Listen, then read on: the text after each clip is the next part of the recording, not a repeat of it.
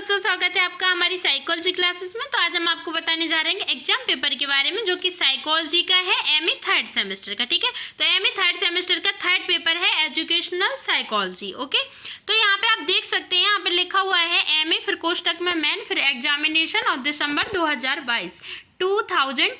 Okay, तो यहाँ पे अब आप देखिए जो एग्जाम पेपर है दिसंबर 2022 का है। ठीक है, एजुकेशनल साइकोलॉजी का थर्ड पेपर जो लिखा हुआ है, क्योंकि आपका जो एग्जाम पेपर होते हैं वो 4 होते हैं। ठीक है, 4 पेपर होते हैं, उसमें आपका ये थर्ड पेपर है और बाकी आपका जो फर्स्ट, सेकंड और फोर्थ पेपर है उसका वीडियो भी हम अपलोड करेंगे। ठीक है, हम आपको देंगे। तो यहाँ पे देखिए टाइम जो है, यहाँ पर टाइम 3 आवर्स का दिया जाता है, आपको 3 घंटे का समय दिया जाता है और मैक्सिमम मार्क्स क्या है 85 है और मिनिमम पास मार्क्स हैं वो है 29। ठीक है, तो जो मैक्सिमम जो पास मार्क्स हैं, मैक्सिमम मार्क्स है वो 85 है और मिनिमम पास मार्क 29 है।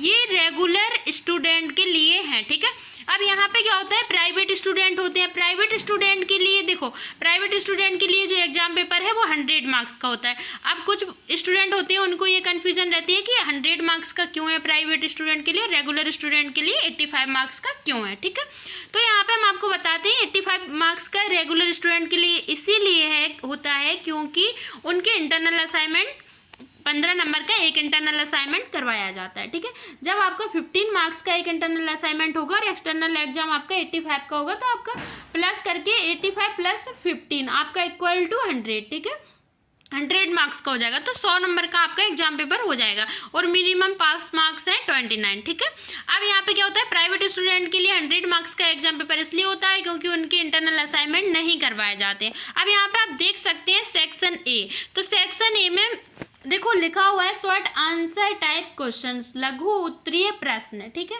तो लघु उत्तरीय प्रश्न क्या है, जो यहाँ पे शॉर्ट आंसर टाइप क्वेश्चन है वो क्या है कि यहाँ पे लघु उत्तरीय प्रश्न ये पूछ रहे हैं 5 नंबर में। ठीक है, तो आपसे एक प्रश्न 5 अंक का पूछेंगे। ये अब क्या है, आपका जो एमए का जो सिलेबस है उस सिलेबस के अकॉर्डिंग ही एग्जाम पेपर है। ठीक है, तो उसमें क्या है 5 यूनिट है और 5 यूनिट से आपको प्रत्येक यूनिट से एक शॉर्ट आंसर टाइप क्वेश्चन मिलेगा और एक लॉन्ग आंसर टाइप क्वेश्चन मिलेगा। ठीक है, जिसका आंसर देना आपको अनिवार्य होगा। ठीक है, तो यहाँ पे क्या है, देखो यहाँ पे लिखा हुआ है कि नोट में देखिए attempt all questions, each question carries 5 marks. तो आपका क्या है, यहाँ पे 5 नंबर का एक प्रश्न है रेगुलर स्टूडेंट के लिए और प्राइवेट स्टूडेंट के लिए 6 नंबर का एक क्वेश्चन है। ओके, तो यहाँ पे देखिए 5 नंबर का एक क्वेश्चन है, तो 5 × 5 इक्वल टू 25, 25 नंबर के आपके 5 प्रश्न हो गए। ओके, और प्राइवेट स्टूडेंट के लिए 6 × 5 30 मार्क्स के आपके हो गए। ठीक है, 5 प्रश्न। अब देखिए यहाँ पे क्या लिखा हुआ है, सभी प्रश्नों के उत्तर दीजिए, प्रत्येक प्रश्न 5 अंक का है। ठीक है, अब यहाँ पे देखिए यूनिट फर्स्ट से कौन सा क्वेश्चन पूछा गया है, देखते हैं। क्वेश्चन पूछा गया है discuss the role of psychology in education, शिक्षा में मनोविज्ञान की भूमिका की विवेचना कीजिए। ठीक है, अब इसमें क्या है, इन्होंने अथवा में कौन सा क्वेश्चन पूछा है देखते हैं। अथवा में पूछा है give any 2 problems of India education system, Indian education system. यहाँ पे देखिए भारतीय शिक्षा व्यवस्था की किन्हीं 2 समस्याओं को बताइए। ठीक, अब यहाँ पे इन्होंने ये जो क्वेश्चन पूछे हैं आपसे यूनिट फर्स्ट से पूछे हैं दोनों क्वेश्चन। ठीक है, इन्होंने क्या किया, आपको अथवा में प्रश्न दे दिया। अथवा में प्रश्न का मतलब ये है इन दोनों प्रश्नों में से आपको किसी एक प्रश्न का उत्तर ही देना है, जो कि कंपलसरी है। ठीक है, अगर आपको दोनों प्रश्न के उत्तर आ रहे हैं तो आपको दोनों प्रश्न के उत्तर बिल्कुल नहीं लिखना है, ऐसी गलती नहीं करना है, किसी एक प्रश्न का ही लिखना है। ठीक है, तो अब क्या है, अगर आपको दोनों में से कोई नहीं आ रहा है और अगर आप एक प्रश्न का भी उत्तर नहीं लिखते हैं तो आपको ये 5 मार्क्स नहीं दिए जाएंगे। ठीक है, अब यहाँ पे क्या है, देखिए यहाँ पे यूनिट सेकेंड से कौन सा क्वेश्चन पूछा गया है देखते हैं। What is the importance of को करिकुलम एक्टिविटीज इन एजुकेशन। ठीक है, देखो तो यहाँ पे क्या है, शिक्षा में पाठ्येतर गतिविधियों का क्या महत्व है। ठीक है, अब यहाँ पे इन्होंने अथवा में जो क्वेश्चन पूछा है, देखो अथवा में कौन सा क्वेश्चन पूछा है, अथवा में पूछा है right a brief note on study guide. ठीक है, तो अध्ययन निर्देशिका के विषय में एक संक्षिप्त टिप्पणी लिखिए।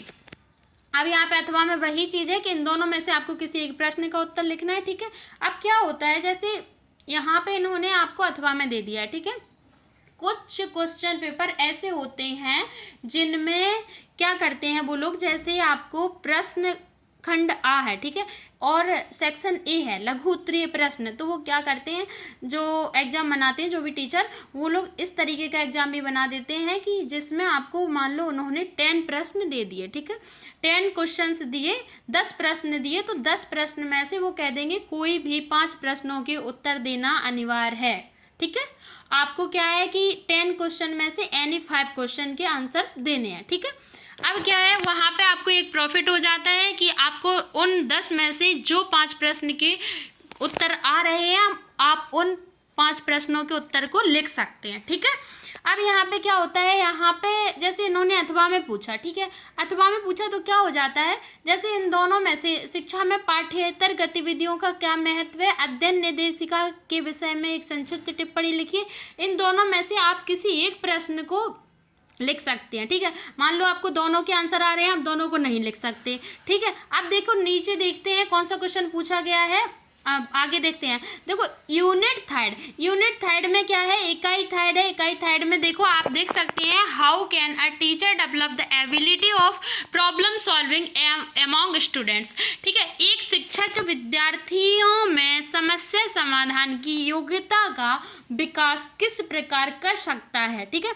इन्होंने ये प्रश्न पूछा है आपसे यूनिट थर्ड से। इसके अथवा में कौन सा प्रश्न पूछा है देखते हैं। अथवा में पूछा है give the different aspects of dimensions of creativity, ठीक है। आप देखिए रचनात्मकता के विभिन्न पक्षों या विमाओं को बताइए, ठीक है। यहाँ पे इन्होंने अथवा में आपसे ये प्रश्न पूछ लिया है। अब क्या है, आपको इन दोनों प्रश्नों में से किसी एक प्रश्न का उत्तर देना है। अब मान लो जैसे मैंने आपको बताया था कि 10 प्रश्न जब वो देते हैं तो क्या होता है, आपका एक प्रॉफिट हो जाता है कि आपको जो भी 5 प्रश्न आ रहे हैं आप उनका आंसर दे सकते हैं। लेकिन यहाँ पे ये चीज़ नहीं हो सकती, क्योंकि यहाँ पे इन दोनों में से आपको, जैसे मैंने बताया अभी जो सेकंड नंबर का क्वेश्चन था, इन दोनों में से अगर आपको उन दोनों में से अगर आपको दोनों प्रश्न के उत्तर आ रहे हैं तो आपको दोनों तो आप लिख नहीं सकते, किसी एक प्रश्न का उत्तर ही लिख सकते हैं। और मान लो ये जो थर्ड नंबर का क्वेश्चन है, इसमें से अगर आपको दोनों प्रश्नों में से अगर आपको किसी एक भी प्रश्न का उत्तर नहीं आ रहा है तो आप नहीं लिख सकते, ठीक है। तो जब आप नहीं लिख सकते तो क्या है कि आप किसी एक प्रश्न का उत्तर नहीं लिख सकते, तो फिर आपके 5 नंबर ये समझ लो गए, नहीं मिलेंगे आपको, ठीक है। तो क्या होता है कि अब यहाँ पे एक लॉस हो गया। अब उसमें क्या होता है, उसमें 10 में से कोई भी 5 क्वेश्चन के आप आंसर लिख सकते, ठीक है, इस तरीके का लॉस, और कुछ नहीं। तो अब आप यहाँ पे देखते हैं अथवा में, देखो अथवा का क्वेश्चन मैंने बता ही दिया था। इसके बाद यूनिट 4 से देखते हैं कौन सा क्वेश्चन पूछा गया। यूनिट 4 से पूछा गया है, देखो प्रेरणात्मक व्यवहार की विशेषताएं क्या हैं, ठीक है। इसके बाद देखिए अथवा में क्या पूछा गया। अथवा में जो क्वेश्चन पूछा गया, अथवा में देखते हैं, शिक्षा मनोविज्ञान के दृष्टिकोण से अन्वेषण के प्रत्यय की व्याख्या कीजिए। Explain the concept of exploration from the perspective of educational psychology. Okay, तो इन दोनों प्रश्नों में से आपको किसी एक प्रश्न का उत्तर देना है। देखो यहाँ पे अथवा में दिया गया है क्वेश्चन, यहाँ पे यूनिट 5 देखिए आप, यूनिट फिफ्थ में दिया गया क्वेश्चन है, शिक्षा मनोविज्ञान में समस्यात्मक व्यवहार से क्या आशय है, ठीक है। What is mean by problem behaviour in educational psychology. Okay, तो देखो अथवा में कौन सा प्रश्न पूछा गया है, अथवा का प्रश्न देखते हैं। अथवा में प्रश्न पूछा गया है, प्रभावशाली अधिगम वातावरण की मुख्य विशेषताएं क्या हैं, ठीक है। इसके बाद देखिए, इसके बाद देखते हैं सेक्शन बी। अब आपका जो सेक्शन बी आया है, इसमें आप देख सकते हैं, इसमें लिखा हुआ है long answer type questions. Okay, तो दीर्घ उत्तरीय प्रश्न। अब यहाँ पे देखिए आप, नोट लिखा हुआ है, attempt all questions, each question carries 12 marks. Okay, तो यहाँ पे देखिए 12 × 5 = 60 लिखा हुआ है, ठीक है। अब यहाँ पे क्या है, देखो यहाँ पे आप देख सकते हैं, सभी प्रश्नों के उत्तर दीजिए, प्रत्येक प्रश्न 12 अंक का है, ठीक है। अब यहाँ पे देखो ये तो हो गया रेगुलर स्टूडेंट के लिए 12 अंक का एक प्रश्न, और यहाँ प्राइवेट स्टूडेंट के लिए 14 अंक का, मतलब 14 मार्क्स का एक प्रश्न रहेगा, ठीक है। अब यहाँ पे देखिए जो क्वेश्चन है वो है आपका यूनिट 1 से लॉन्ग आंसर टाइप क्वेश्चन पूछा गया है, जिसे दीर्घ उत्तरीय प्रश्न कहते हैं, ठीक है। देखिए यहाँ पे क्या क्वेश्चन पूछा गया है, प्रश्नावली विधि का संक्षिप्त वर्णन प्रस्तुत कीजिए एवं शिक्षा मनोविज्ञान में इसकी उपयोगिता की विवेचना कीजिए। ओके, अब इसके बाद देखिए, आप देख सकते हैं अथवा में कौन सा क्वेश्चन पूछा गया है। अथवा में पूछा गया है discuss the nature and scope of educational psychology, शिक्षा मनोविज्ञान की प्रकृति एवं विषय क्षेत्र की विवेचना कीजिए। ठीक है, तो इस तरह से क्या है, इन दोनों में से आपको किसी एक प्रश्न का उत्तर देना है। ठीक है, अब देखते हैं आपका यूनिट सेकंड से कौन सा क्वेश्चन पूछा गया है। यूनिट सेकंड से देखिए, यूनिट सेकंड से पूछा गया है शिक्षक की, थोड़ा जूम करते हैं, देखिए यूनिट सेकंड से पूछा गया है शिक्षक की व्यावसायिक विवृद्धि की विवेचना कीजिए, यह शिक्षण की गुणवत्ता को किस प्रकार प्रभावित करती है। ठीक है, तो यहाँ पे आप देख सकते हैं अथवा में कौन सा क्वेश्चन पूछा गया है। देखो अथवा में पूछा गया है अध्ययन में कुशलता को बढ़ाने के लिए क्या उपाय किए जा सकते हैं। What measures can be taken to improve efficiency in studying. ठीक है, अब यहाँ पे क्या है, देखो जो पहला जो आपका अथवा में क्वेश्चन पूछा गया था, इन दोनों क्वेश्चन में से आप किसी एक प्रश्न का उत्तर दे सकते हैं। ठीक है, और देना कंपलसरी है। अब यहाँ पे क्या है, यूनिट थर्ड। यूनिट थर्ड से आप देखते हैं कौन सा क्वेश्चन पूछा जाता है। यूनिट थर्ड से आपका जो क्वेश्चन पूछा गया है वो explain the meaning of concept and describe the factors that influence its development. ठीक है, संप्रत्यय के अर्थ को स्पष्ट कीजिए एवं उन कारकों का वर्णन कीजिए जो इसके विकास को प्रभावित करते हैं। ठीक है, अब इसके अथवा में कौन सा क्वेश्चन पूछा गया है, देखते हैं। इसके अथवा में क्वेश्चन पूछा गया है तरकरणा के अर्थ एवं प्रकार बताइए एवं तरकरणा प्रक्रिया में शामिल चरणों की विवेचना कीजिए। ठीक है, तो देखो यहाँ पे give the meaning and types of reasoning and also discuss the step involved in reasoning process. मतलब जो तरकरणा प्रक्रिया है उसको रीजनिंग प्रोसेस कहते हैं और जो तरकरणा है वो रीजनिंग है। ठीक है, अब यहाँ पे यूनिट फिफ्थ से देखिएगा, यूनिट फोर्थ से देखिएगा। यूनिट फोर्थ से जो क्वेश्चन पूछा गया है वो कौन सा है आपका, यूनिट फोर्थ से क्वेश्चन पूछा गया है उपलब्धि प्रेरणा का विस्तृत वर्णन प्रस्तुत कीजिए। ठीक है, तो give a detailed description of achievement motivation. Okay, अथवा में देखते हैं अथवा में कौन सा क्वेश्चन पूछा गया है। अथवा में पूछा गया है आवश्यकता, अंतर्निर्देश एवं प्रोत्साहन के प्रत्यय को स्पष्ट कीजिए तथा अधिगम में प्रेरणा की भूमिका की विवेचना कीजिए। ठीक है, ये जो क्वेश्चन है यहाँ पे इन्होंने पूछा है। अब मान लो यहाँ पे क्या है, ये आपको जैसे क्या है कि यहाँ पे 5 नंबर में भी आपको एक क्वेश्चन पूछ सकते थे। इस क्वेश्चन को छोटा करके आपको 5 नंबर में भी पूछ सकते थे। ठीक है, देखो अब यहाँ पे क्या है, अगला क्वेश्चन देखिए। अगला क्वेश्चन क्या है, यूनिट फिफ्थ से पूछा गया है। यूनिट फिफ्थ से कौन सा क्वेश्चन पूछा गया है देखते हैं। देखो अलाभान्वित विद्यार्थी आप किसे कहेंगे, इनकी शिक्षा के लिए कौन से अतिरिक्त उपाय किए जा सकते हैं। ठीक है, अथवा में देखो आपका जो यूनिट 5 है, यूनिट 5 का ये दीर्घ उत्तरीय प्रश्न है और आपका जो ये एग्जाम पेपर है, इस एग्जाम पेपर का आपका ये लास्ट क्वेश्चन है। ठीक है, तो देखिए आपका लास्ट क्वेश्चन क्या है, कक्षा प्रबंधन की विभिन्न विधियों की उनके गुण एवं दोषों के साथ विवेचना कीजिए।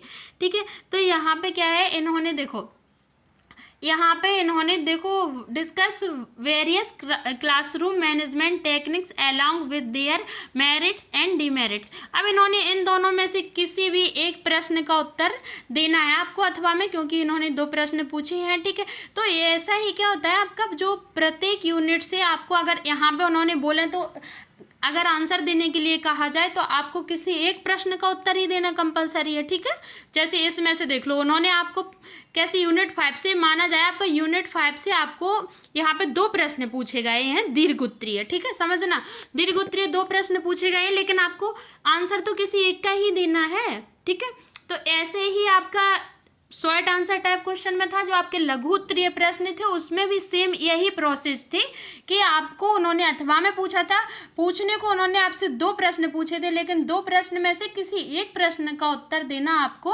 कंपलसरी था। ठीक है, तो क्या करना था, आपको किसी एक प्रश्न का उत्तर उसमें से देना था लघु उत्तरीय प्रश्न में से, और एक प्रश्न का उत्तर इसमें से देना था दीर्घ उत्तरीय प्रश्न में से। ठीक है, तो आपका क्या हुआ यहाँ पे ये फायदा हो गया कि आपको 2 क्वेश्चन मिल गए और अथवा में है तो आप किसी एक प्रश्न का उत्तर दे सकते हैं। ठीक है, लेकिन इससे ज़्यादा तो अच्छी बात ये है अगर वो आपको एक साथ अगर 10 प्रश्न दे दें और 10 प्रश्न में से किसी एक प्रश्न का उत्तर अगर आपको 10 प्रश्न में से अगर वो किसी 5 प्रश्न का उत्तर देने के लिए कहते हैं तो वहाँ पे एक प्रॉफिट हो जाता है, क्योंकि आपको अगर कोई भी 5 प्रश्न के उत्तर देने हैं इसीलिए।